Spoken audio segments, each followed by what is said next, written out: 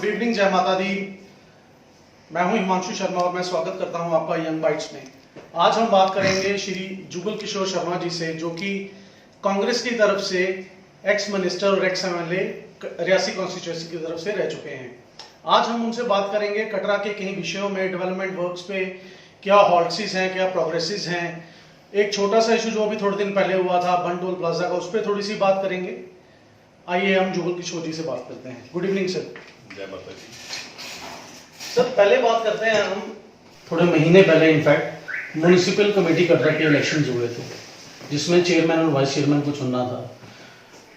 बड़े सारे लोगों ने जो इंडिपेंडेंट खड़े थे, जो पार्टीज की तरफ से खड़े थे, अलग अलग मैनिफेस्टोज दिए, ये करेंगे वो करेंगे।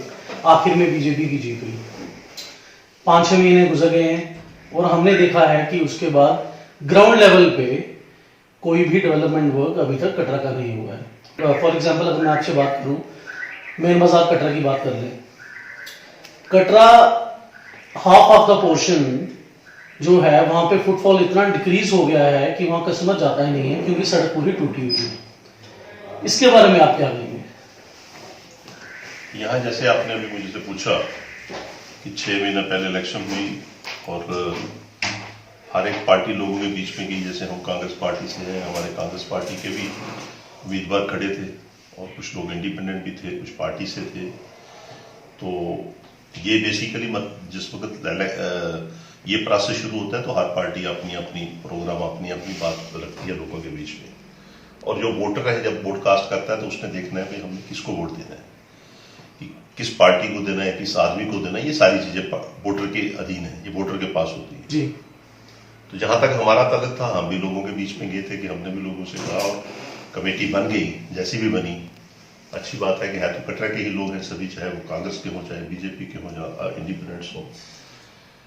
और वो लोग अब कमेटी में आ गए। जैसे आप कह रहे हो 6 महीने हो गए बने हुए। यहाँ आपकी बात ठीक है कि अभी 6 महीने में उनकी कुछ एक्टिविटीज या कोई प्रोग्रेस आपको नजर नहीं आ रही है। एक तो कटरा जो टोन है, Katra tone day by day यात्रा जहां बढ़ रही है, कटरा की बढ़ोतरी हो रही है, कटरा बढ़ रहा है। और जहां जो हमारा कटरा म्यूनसिपलिटी का एरिया बड़ा कम है, ज्यादा एरिया नहीं है, बाकी एरिया तो कटरा डेवलपमेंट अथॉरिटी के पास है जी। अब जैसे रेलवे स्टेशन है, ये कटरा डेवलपमेंट म्यूनसिपलिटी के अंदर नहीं आता जी। आ जाकर कटरा डेवलपमेंट के पास जो आता है, कटरा म्यूनसिपलिटी के पास जो एरिया आता है वो कटरा पुराना ही शहर आता है कटरा।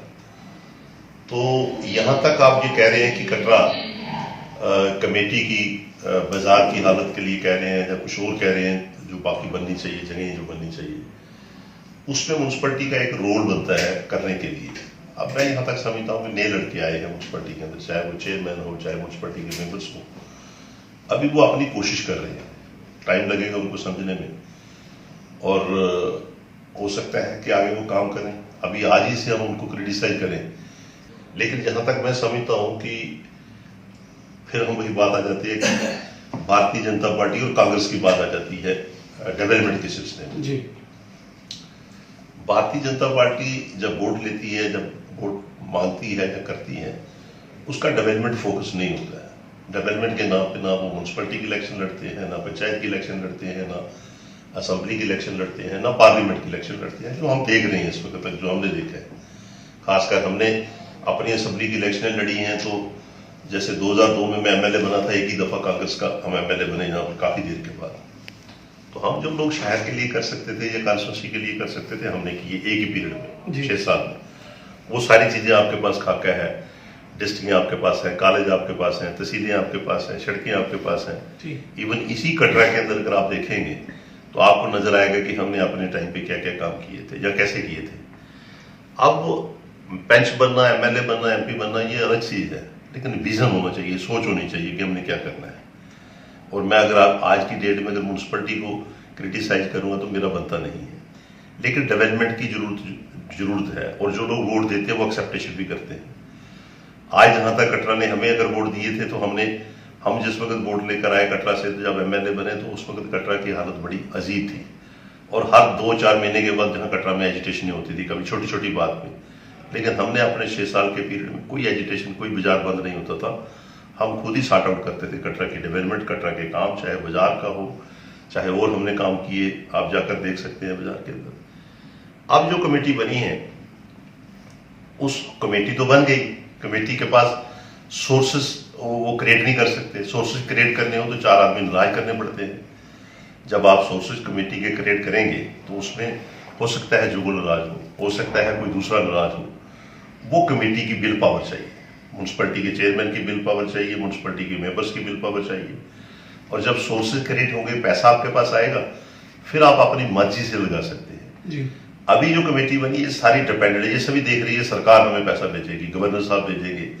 इनकी जब सरकार सेंटर में मिनिस्टर थे अपना जितेंद्र जी, ये उनसे एक्सेप्टेशन कर रहे थे, वो भी इनको लॉलीपॉप देकर कह रहे थे कि हमने शहर के लिए आपका ये प्लान बनाया, ये प्रोजेक्ट बनाया, वो प्रोजेक्ट बनाया। ये 4 साल 5 साल से वो सरकार तो प्रोजेक्ट ही बनाती रही। अब यहाँ इनको लोग पूछते हैं तो इनके लिए दिक्कत है। आज मुझे अगर बाजार से गुजरना हो तो वाकई ही बाजार गलत है, बाजार के अंदर दिक्कतें हैं। उसके अलावा अगर आप साइडों में गलियों में चले जाएं वहां दिक्कतें हैं। और जैतरा स्टेशन ऐसा है कि यहाँ जैतरा सोर्सेस वो क्रिएट नहीं कर सकते। सोर्सेस क्रिएट करने हो तो 4 आदमी नाराज करने पड़ते हैं। जब आप सोर्सेज कमेटी के क्रिएट करेंगे तो उसमें हो सकता है जुगल नाराज हो सकता है कोई दूसरा नाराज हो। वो कमेटी की बिल पावर चाहिए, म्यूनसिपैलिटी के चेयरमैन की बिल पावर चाहिए, म्यूनसिपैलिटी के मेंबर्स की बिल पावर चाहिए। और जब सोर्सेज क्रिएट होंगे, पैसा आपके पास आएगा, फिर आप अपनी मर्जी से लगा सकते हैं जी। अभी जो कमेटी बनी है सारी डिपेंडेंट है, ये सभी देख रही है सरकार हमें पैसा भेजेगी, गवर्नर साहब भेजेंगे। इनकी जब सरकार सेंटर में मिनिस्टर थे अपना जितेंद्र जी, ये उनसे एक्सेप्टेशन कर रहे थे, वो भी इनको लॉलीपॉप देकर कह रहे थे कि हमने शहर के लिए आपका ये प्लान बनाया, ये प्रोजेक्ट बनाया, वो प्रोजेक्ट बनाया। ये 4 साल 5 साल से वो सरकार तो प्रोजेक्ट ही बनाती रही। अब यहाँ इनको लोग पूछते हैं तो इनके लिए दिक्कत है। आज मुझे अगर बाजार से गुजरना हो तो वाकई ही बाजार गलत है, बाजार के अंदर दिक्कतें हैं। उसके अलावा अगर आप साइडों में गलियों में चले जाएं वहां दिक्कतें हैं। और जैतरा स्टेशन ऐसा है कि यहाँ यात्रा 25-25, 50-50 लाख यात्रा आती है, गंदगी भी बढ़ती है, गलियां भी टूटती हैं। बाजार के अंदर जब कोई चीज बनाते हो तो उसकी देखभाल भी करनी पड़ती है। इसलिए मैं समझता हूँ कि अभी तक 6 महीने में कमेटी अभी तक किसी लाइन पे नहीं है, कोई नजर नहीं आता कि कोई लाइन है। अभी सिंपल सी बात है, कल मैं पूछ रहा था कि यहाँ डिप्टी कमिश्नर ने मीटिंग ली तो उसने कटरा की बेहतरी के लिए, क्योंकि अच्छी एक ऑफिसर आपको मिली है डिप्टी कमिश्नर, तो उसने कोशिश की कि यहाँ पर मैं अपने, अभी तो उसकी भी शुरुआत है, उन्होंने भी पहली मीटिंग शायद ली, उनकी भी मंशा थी कि मैं किसी तरीके से कटरा की डेवलपमेंट मेरे हाथ से कुछ हो जाए। तो जब उन्होंने पूछा तो कटरा म्यूनसिपैलिटी के अंदर तो सबसे पहले तो सीधा ही एक बात आ जाती है कि हमारे पास है कुछ नहीं, डायरेक्टरेट के पास है, जो भी पैसे हैं वो डायरेक्टर के पास है, डायरेक्टर फंडिंग देता है। मुझे कई दफा आती है कि हर आदमी चाहता है कि मैं मेंबर बनूं, हर आदमी चाहता है मैं चेयरमैन बनूं, हर आदमी चाहता है मैं एमएलए बनूं, हर आदमी चाहता है मिनिस्टर बनूं। मैं कई दफा देखता हूं कि मैं भी एमएलए बना, मैं भी मिनिस्टर बना, और भी मेरे साथ एमएलए बने, और भी मेरे साथ मिनिस्टर बने मेरे सामने, अभी कारपोरेटर भी बने, मैं म्यूनसिपैलिटी में चेयरमैन भी रहा हूं। ये कोई ऐसी पावर नहीं होती है कि कोई मेंबर बन गया, चेयरमैन बन गया या एमएलए बन गया उसके पास पावर आ जाएगी। पावर ली जाती है, पावर लानी पड़ती है। पावर कैसे लानी है वो देखना पड़ता है कि कैसे हमने लानी। पावर किसी के पास एमएलए बनते या मेंबर बनते या कारपोरेटर बनते या चेयरमैन बनते पावर नहीं आती है कि उसके पास पावर आ गई। उसको उसके लिए एफर्ट्स करनी पड़ती है, उसका विजन होना चाहिए। फिर उसने देखना है कि मैं कैसे इस पावर को इस्तेमाल करूं और कहां से पैसा आ सकता है। तो आपके कहने का मतलब है कि अभी ये लोगों के पास पावर नहीं है? अभी पावर है, पावर तो है, जो लोगों ने देनी थी पावर दे दी। जिनको पावर दी है उनको अपनी पावर मजबूत करने की जांच होनी चाहिए। मैं आपको सिंपल बता रहा था कि जब मैं एमएलए बना, मिनिस्टर बना, मेरे पास खुद एक डिपार्टमेंट था। अभी आप मेरे सामने जो मिनिस्टर थे उसके पास 8 डिपार्टमेंट थे। मैं कई दफा देखता था कि उस एमएलए, उस मिनिस्टर का और मेरे मिनिस्टर में, मुझे मालूम था कि मैंने एमएलए जब मिनिस्टर बन जाओ तो उसके अकाउंट में पैसे नहीं आते हैं। उसने सेक्रेटरी से, प्लानिंग से, जो डिपार्टमेंट पैसे देता है उसमें पैसे लाने कैसे हैं, ये जांच होनी चाहिए।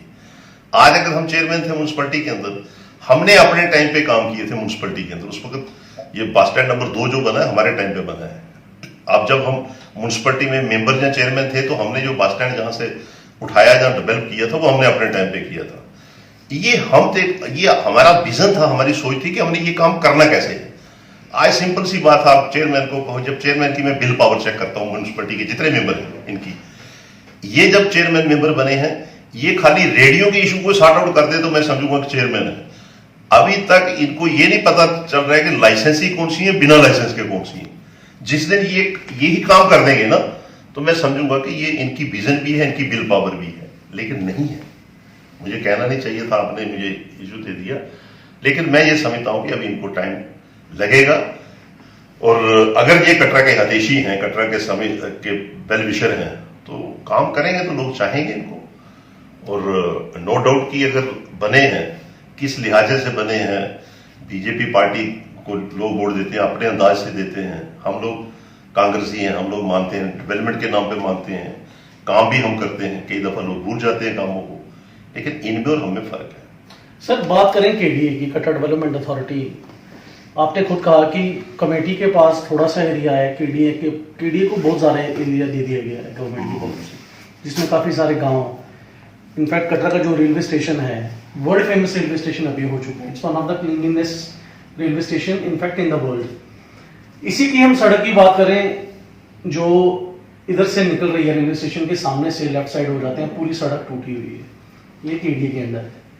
तो ऐसा क्या रीजन है कि केडीए के पास इतना बड़ा एरिया है, लेकिन ये फिर भी कोई डेवलपमेंट नहीं करा पा रही है? जो गांव, जो लोग इसके अंदर हैं, वो बेचारे रोने पे मजबूर हैं कि कोई भी डेवलपमेंट नहीं हो पा रही है। इसका क्या रीजन है? ये आपने ठीक पूछा। हम अभी अब पॉलिटिक्स में इतने एक्टिव नहीं होते। शेख साहब थे चीफ मिनिस्टर, तो कटरा वालों ने कटरा की डेवलपमेंट के लिए जब चीफ मिनिस्टर यहाँ पर आए, तो जो हमारे से जो एज में ज्यादा लोग थे, एज से ज्यादा मीन के 4-5 साल बड़े थे, तो हम देखते थे, उन्होंने शेख साहब का वेलकम किया। ऋषि कुमार कौशल उन दिनों एमएलए हुआ करते थे जी, तो उन्होंने बड़े जोशो खरोश के साथ किया, जोड़ियां छोड़ियां लगाकर। उसको 75 की बात शायद मैं बता रहा हूँ, 76 की बात है कुछ है। तो उन्होंने कटरा डेवलपमेंट की बात की कि कटरा में यात्रा डे बाई डे बढ़ रही है। उन दिनों यात्रा चलती थी, कोई 4-5 लाख यात्रा चलती थी जी। उन्होंने एक डिमांड रखी कि कटरा की डेवलपमेंट होनी चाहिए। उन्होंने अच्छी डिमांड रखी उस एज में। उन्होंने कटरा में उसको मास्टर प्लान दे दिया कि कटरा को हम मास्टर प्लान बनाएंगे। तो मास्टर प्लान एक बनाकर तो उसमें क्या क्या डेवलपमेंट करनी, क्या क्या नहीं करनी, कैसे करनी जी। हालांकि उससे पहले कोई कटरा में इतनी पाबंदी नहीं थी, म्युनिसिपैलिटी नक्शे पास करती थी। दूसरा मास्टर प्लान आ गया, उसको एक्सरसाइज करते बनाते, कभी कोई इशू कभी कोई इशू। लास्ट में जो हुआ कि एक टाइम आया कि उसको कटरा डेवलपमेंट अथॉरिटी बना दी गई। लेकिन कटरा डेवलपमेंट अथॉरिटी बनाई इन मास्टर प्लान के एरिया में। मास्टर प्लान उस वक्त हमारा काफी म्युनिसिपैलिटी, ऑलमोस्ट म्युनिसिपैलिटी लिमिट तक ही महदूद था, और थोड़ा सा उसको बढ़ाया था। एक आधी पंचायत शायद कोटली बजाना पंचायत और ये कुंडद्रोड़े वाला पंचायत थी, ये 2 पंचायतें इसमें शामिल थी। ये अक्सर इसी पे प्लानिंग होती थी कि यहाँ पे डेवलपमेंट करनी, क्योंकि ज्यादातर 90% जो यात्रा है वो इसी एरिया पे आती थी, और अभी भी उसी एरिया में आती जी। उसी एरिया में आती थी पहले भी, और अब उसके बाद भी आती थी। हमारे टाइम पे भी मास्टर प्लान की बातें चलती थी, जिस वक्त 2002 से 2008 तक। और उसके बाद जिस वक्त हम लोग असेंबली से बाहर निकल गए, एमएलए हार गए इलेक्शन जिस वक्त 2008 में, उसके बाद फिर उन्होंने रिवाइव किया मास्टर प्लान को। और ये कुदरती बात होती है कि आम पब्लिक किसी भी चीज पे कोई इतना चेक नहीं करता है कि सरकार क्या कर रही है क्या नहीं कर रही है।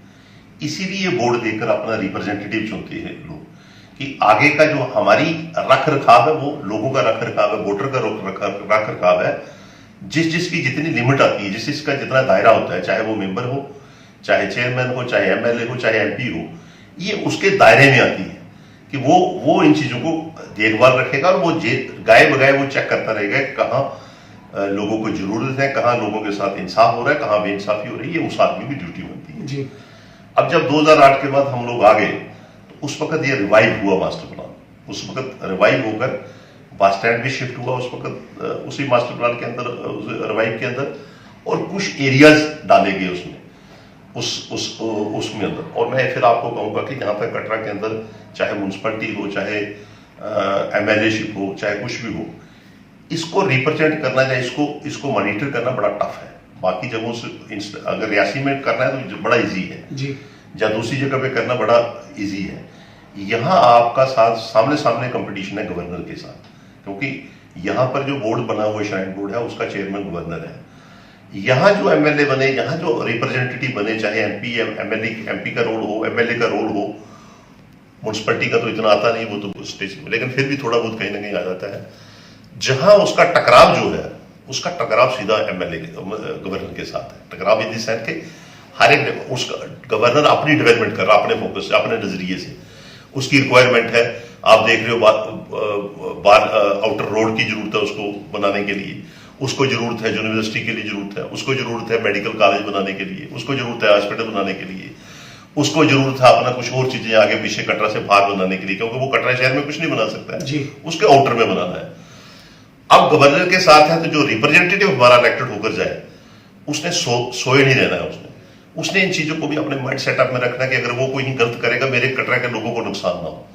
अगर गवर्नर कोई फैसला ऐसा करता है, उसने गवर्नर ने जो फैसला करना है वो बोर्ड के हित के लिए करना है, चेयरमैन ने, क्योंकि वो गवर्नर नहीं कर रहा है, वो वैष्णो देवी का श्राइन बोर्ड का चेयरमैन कर रहा है जी, बिल्कुल। तो जब वो एज ए चेयरमैन करेगा उसने अपने ढंग से करना है कि मुझे कोई रिक्वायरमेंट है, मुझे हॉस्पिटल बनाना है, कहाँ बनाना है जी। मुझे अगर कोई चीज बनानी है कहाँ बनानी है, उसका अपना फोकस है, क्योंकि कटरा शहर के अंदर वो नहीं बना सकता, जगह नहीं मिलेगी उसको, उसने कहीं आउटर में जाना है। उस नजरिए से जैसे ही मैं एमएलए से उतरा तो मुझे याद है कि यहाँ पर चीफ मिनिस्टर ने मीटिंग ली और उसमें गवर्नर ने कहा कि यहाँ मीटिंग ली, उसमें जो हमारे इलेक्टेड एमएलए थे उसमें बदले जी वो भी बैठे, बोर्ड उसमें मीटिंग में हुई तो उसने बड़े फास्ट डिसीजन लिए और उसी में उसने माइंड बनाया कि हमने इसकी लिमिट भी बढ़ानी है। और मुझे बड़ी कई दफा मैं सोचता हूं कि लिमिट इस किस्म की बढ़ा दी है कि यहां जरूरत ही नहीं है तो उसको भी केडीए में डाल दी है। अब जैसे पैंथल शहर है उसको क्या जरूरत है कटरा डेवलपमेंट अथॉरिटी के अंदर, सूल कड़क्याल है उसको क्यों डालना है, वो गवर्नर ने हो सकता है अपने माइंड से बनाया हो कि भाई मैंने इस एरिया को डेवलप करना है क्योंकि मैंने यूनिवर्सिटी बनाई है, हॉस्पिटल बनाया है, उस एंगल से। लेकिन अब बागता के अंदर तो केडीए की क्या जरूरत है, या तीर्थी के अंदर या कड़क्याल के अंदर क्या जरूरत है, इसलिए कुछ उस वक्त उसकी गवर्नर की ख्वाहिश थी कि मैं अपने एंगल से करूं चेयरमैन की, लेकिन जो पब्लिक रिप्रेजेंटेटिव है उसको सोए नहीं रहना चाहिए था, उसने इन चीजों को देखना चाहिए था कि अगर नोटिफिकेशन या अगर कहीं पे ये चीज हो रही है डेवलपमेंट, क्योंकि जब भी कोई प्लान बनता है, जब भी कोई रिवाइव होती है, जब भी कोई डिसीजन होता है, वहां हाउस के अंदर भी जाती है, सरकार हाउस के अंदर भी टेबल पे रखती है और एमएलए की मीटिंग भी उसमें होती है, उसमें शामिल होती है, उसके बिना नहीं हो सकती है। तो उसमें कहीं ना कहीं कताइयां, कहीं ना कहीं गलतियां होती हैं। ये आ जाकर सारी बात आ जाती है कि जब पब्लिक वोट कास्ट करती है वो बड़ा लाइटली वोट लेती है, वो सोचती है कि भाई इसको दे देती हूँ मैं वोट, उसको दे देता हूँ मैं वोट। उन चीजों को वोट ही देखते हैं कि किस आदमी को दी जाए, कौन सा आदमी सोच रखता है, किस आदमी की हमें जो हमारी इन सब चीजों को प्रोटेक्ट करेगा, हिफाजत रखेगा, वो चीजें नहीं सोचती है, उसमें ये चीजें हो जाती हैं। आज वही है, आज कटरा डेवलपमेंट अथॉरिटी की आप बात कर रहे हो, काफी दूर चली गई है, फिर प्रॉपरली जो उसने फंक्शन करना चाहिए था, सवाए इस वक्त कटरा डेवलपमेंट अथॉरिटी के बिल्डिंग परमिशन के या बिल्डिंग नोटिस देने के या बिल्डिंग बनाने के, इसके पास कुछ नहीं है, कोई और काम नहीं है। अब जैसे सैनिटेशन सफाई का ही ले लीजिए आप, जब म्युनिसिपलिटी की लिमिट खत्म होती है शहर के अंदर, जैसे रेलवे स्टेशन है कटरा का, वहां म्युनिसिपलिटी नहीं है, वहां म्युनिसिपलिटी का एरिया नहीं है, या रेलवे रोड है वहां नहीं है, वो उसकी जो देखभाल करनी है, उसकी जो ड्रेन लेन गलियां शलियां जो भी बनी है, जैसे जम्मू में बनती है, श्रीनगर में बनती है, वो केडीए ने बनानी है। उनके पास बिंगी नहीं है बनाने वाला, उनके पास सोर्सेज नहीं है, उनके पास है ही कुछ नहीं।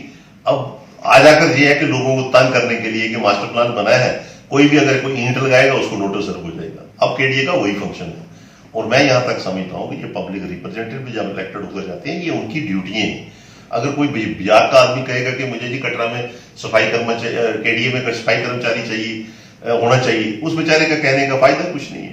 ये पब्लिक रिप्रेजेंटेटिव जो जाता है, एमएलए जो जहां से जाता है जीत कर, ये उसकी ड्यूटियां बनती हैं, और उन ड्यूटी में कहीं ना कहीं चाहे वो 2008 के बाद तो ये सारा मैंने बताया आपको बड़ा है, उसके बाद जो 2 एमएलए बने भारतीय जनता पार्टी के, उनकी कहीं ना कहीं कताई रही है, उनकी कहीं ना कहीं इन चीजों में लापरवाही रही है। थोड़ा पर्सनल भी हो जाएगा, आप कहें कि दिल पे वार हो जाएगा। नहीं पूछो। वो सवाल ये है कि जुगल जी ने नियामत लाई जी, जुगल जी ने तहसील लाई, एसडीएम बिठाया, जुगल जी ने रोड वाइडनिंग कराई, जुगल जी जब एमएलए थे तब भी काम करवाए, एमएलसी थे तब भी काम करवाए, और अब पावर में नहीं है बिल्कुल भी, तब भी आप रियासी के लिए चाहे वो पासिस की बात हो कर रहे हैं, बड़ी सारी बातें हैं।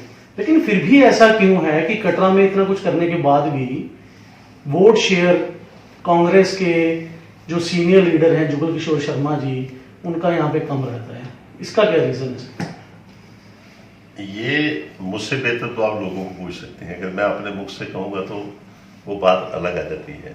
लेकिन मैं एक बात बताऊं आपको कि आज की डेट में जो नई जनरेशन आई है, नई यंग जनरेशन आई है, जैसे यंगस्टर वोट है, लेडीज वोट है, मुझे यकीन है कि अब मेरा वोट बढ़ेगा जो आप कह रहे हो, क्योंकि पहले की लीडरशिप और आज की लीडरशिप में बड़ा फर्क आ गया है।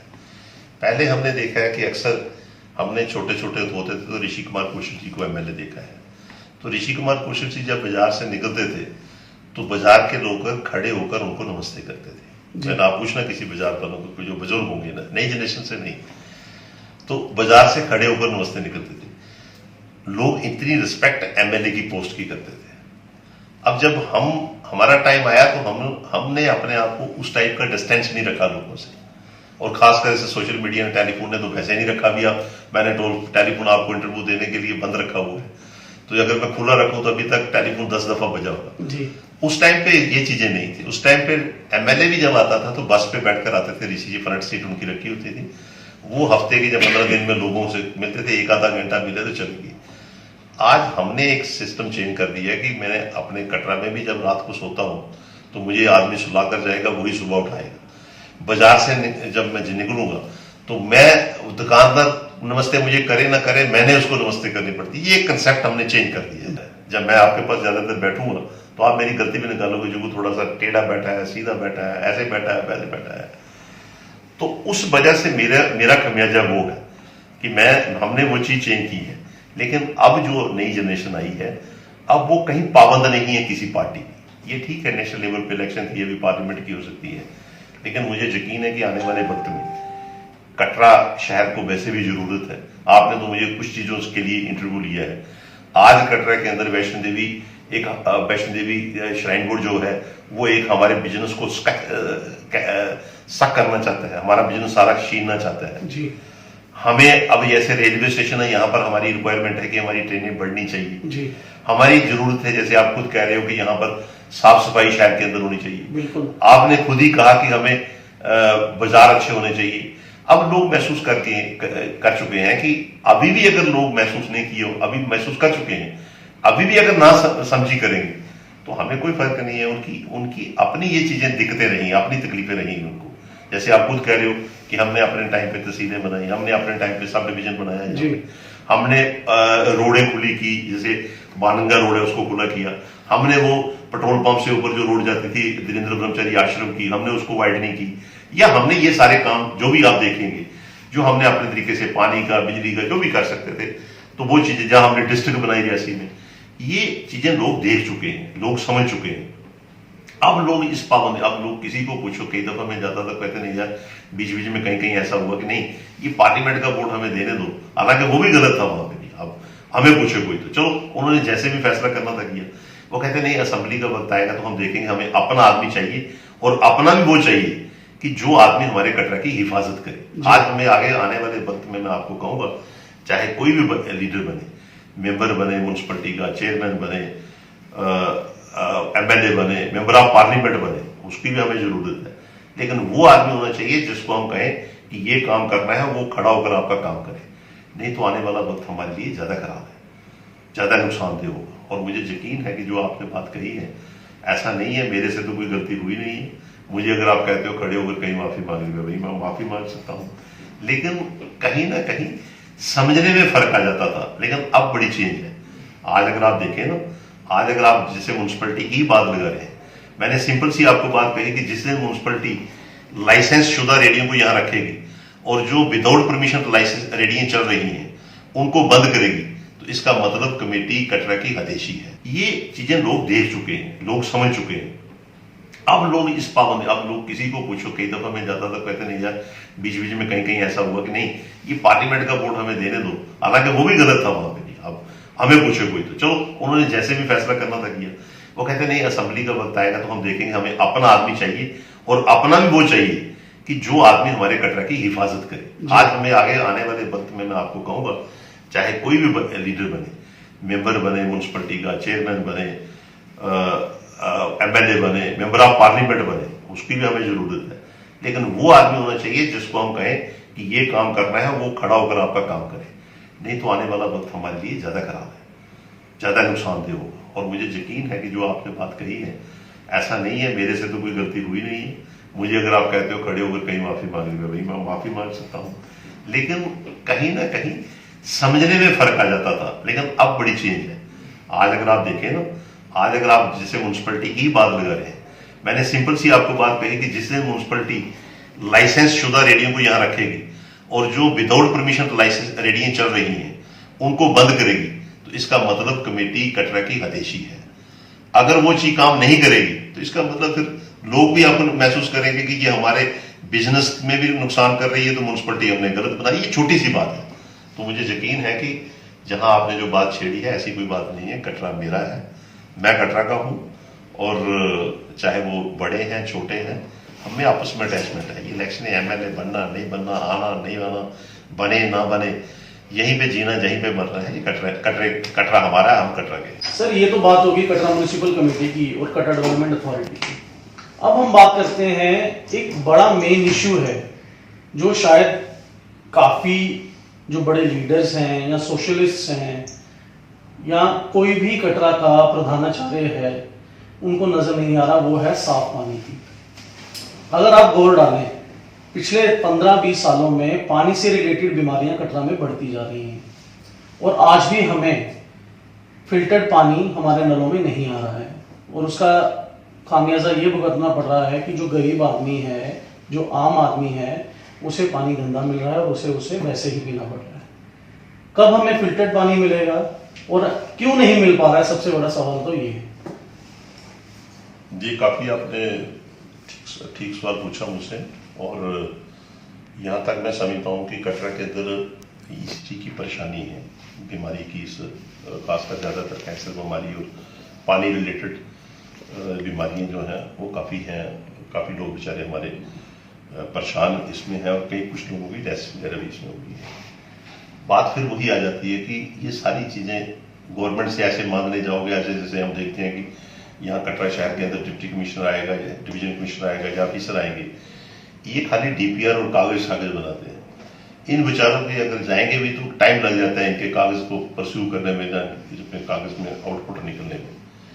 यहाँ तक मैं समझता हूँ कि फिल्ट्रेशन प्लांट जो है यहाँ ऑलरेडी एक छोटा पुराना लगा हुआ है, लेकिन उसकी कैपेसिटी कम है, जो पहले से, आज से, मेरे से भी पहले, जब मैं एमएलए भी नहीं था, मेरे से भी पहले बना था जी।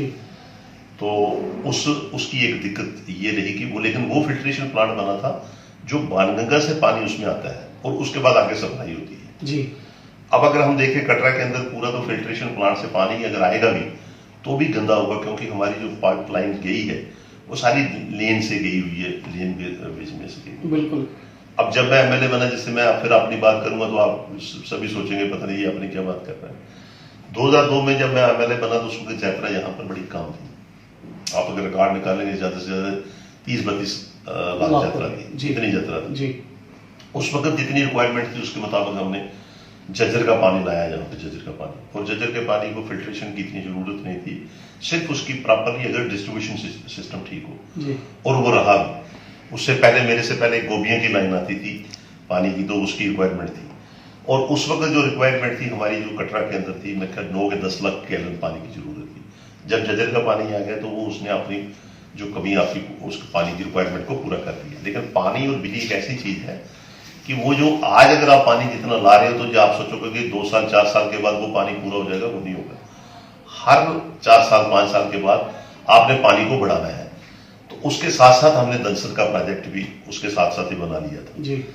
और जिस वक्त ये 2 प्रोजेक्ट, जज्जर का तो आ गया, दनसर का मेरे बाद पहुंचा जहां पे पानी, लेकिन ये पानी अगर डायरेक्टली अगर अच्छे तरीके से सप्लाई किया जाए और उसका डिस्ट्रीब्यूशन सिस्टम ठीक हो, डिस्ट्रीब्यूशन सिस्टम इस करेगी। मैं कह रहा हूं कि जो पाइप जो लेआउट हुई है, हालांकि इस प्रोजेक्ट में, दोनों प्रोजेक्टों में पाइप लेआउट के लिए इनके पास पैसे आते हैं, लेकिन पाइप लेआउट प्रॉपरली नहीं करते जी अपने ढंग से।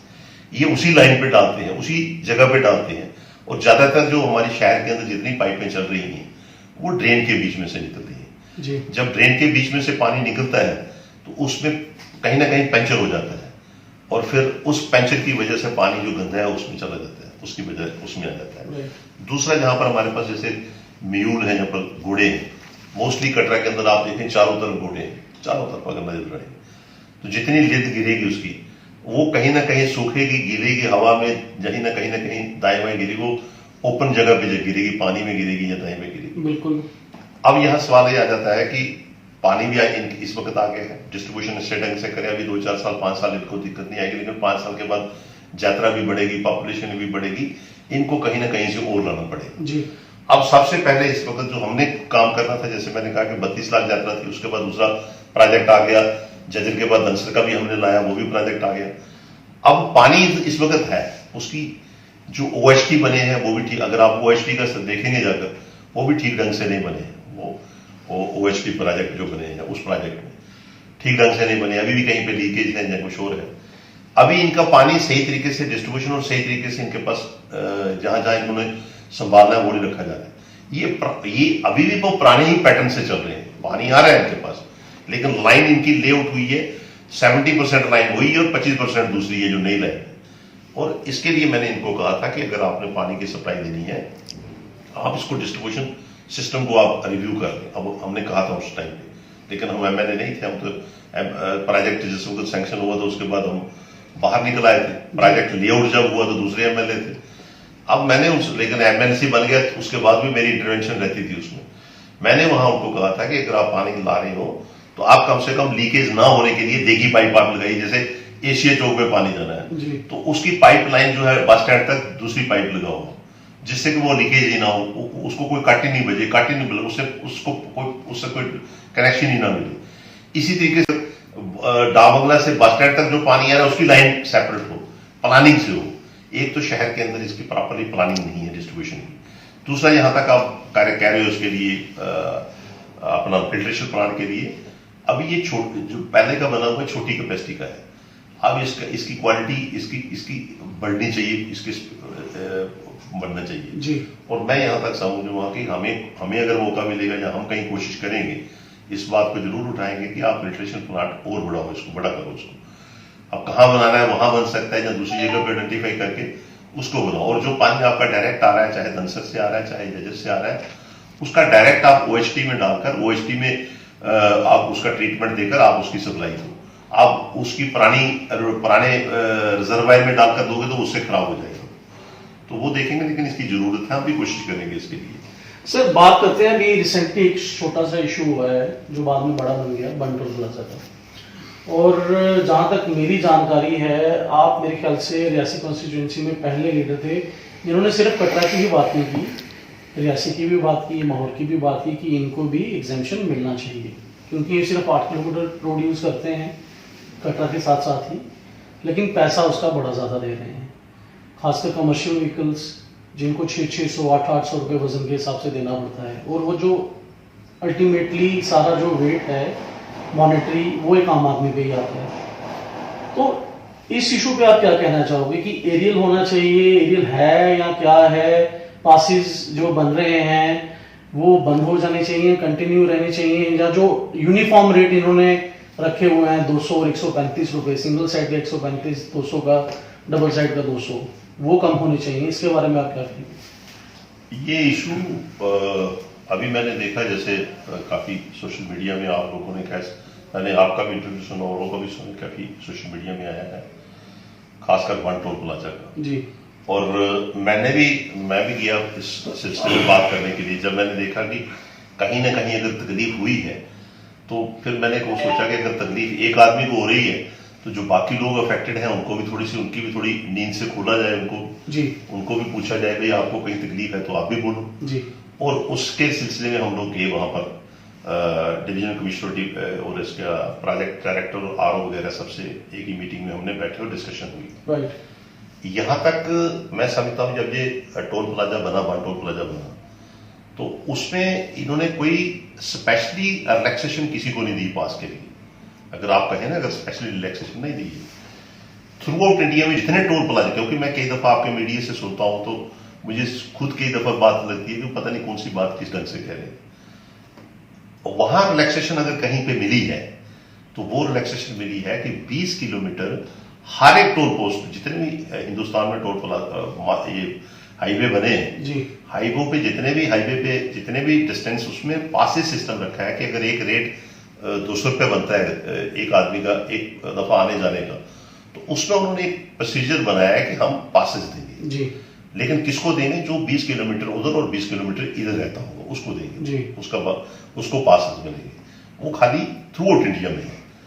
और यहां मैं समझता हूं कि जब मैंने आपके चैनल से कई दफा सुना तो वो पासेस के लिए कि कटरा का पास बंद हो गया तो उसको रिव्यू करना है, 31 तक हो गया 33 तक। अगर कभी सैंक्शन हुआ हो तो फिर वो बंद नहीं हो सकता है जी। अब अगर कटरा में अगर 20 किलोमीटर पे हमें मिलता था तो आगे भी मिलना चाहिए, वो तो मिलेगा ही मिलेगा। राइट। जो पहले भी मिलता था अब भी मिलेगा 20 किलोमीटर का। लेकिन यहां सवाल पासेस का नहीं है। अगर कोई कहे मेरी गाड़ी है तो मैं अपने लिए इंटरेस्ट है मुझे कि भाई मेरा गाड़ी का पास बनना चाहिए, और नो डाउट कि कटरा की 30, 40, 50 गाड़ियां रोज की जाती हैं जी।